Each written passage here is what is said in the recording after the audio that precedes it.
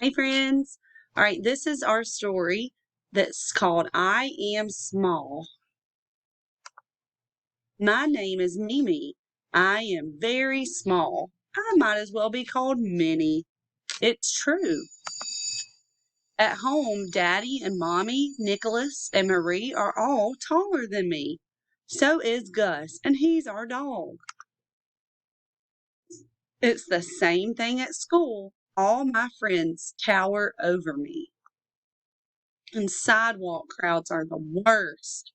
I wouldn't be surprised if nobody noticed me. Being small really bugs me. When will I grow big enough to take up as much space in the world as everyone else? My feet barely reach the edge of the seat on the bus. I bounce all over the place on the way to school. At Olivia's bakery, I can't even see all the pretty desserts in the display case. Just imagine the trouble I have picking the nicest cake. At Pete's butcher shop, the sausage links are longer than me. I checked. At Jack's fish market, the catch of the day stares at me with its big, bulgy eyes, ready to swallow me with one gulp. And in class, I can only reach the bottom of the blackboard. It's annoying, especially when I have a lot I want to write. Why are you complaining? Remy asked me the other day. You're always first in the cafeteria line and you get the biggest piece of cake. When I try to hurry to the front of the line, I end up bumping into everyone, he said. You always win at hide and seek, Annie told me later. I wish I could squeeze into small hiding places like you can. I'm always the first to be found. And you're always in the front row for class pictures, Celeste added. I have to stand in the back. The one with the funny, even when I wear my favorite shirt, the one with the funny Yeti, you can only see my head. At home, Nicholas said, I envy all your small secret places. Mine always get in someone's way in the kitchen or in the living room.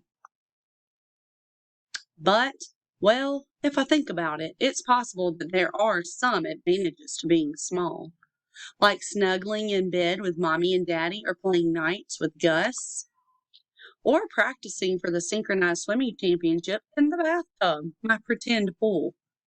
One day after school, Daddy comes to get me. He's all bright-eyed and smiley. There's a surprise at home, he tells me. A surprise? I love surprises. What could it be? A real-life swimming pool? A hot air balloon?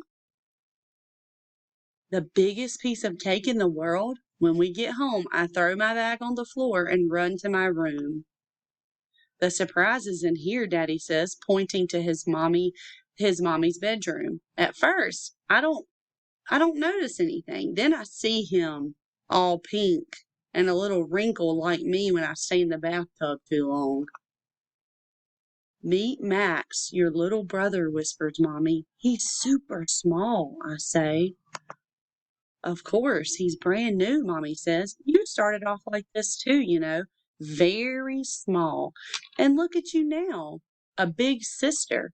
Mommy's right. So, whispering carefully because Max's ears are so very small, I tell him, just be patient. One day you'll be big too. The end. That was so sweet. Bye, friends.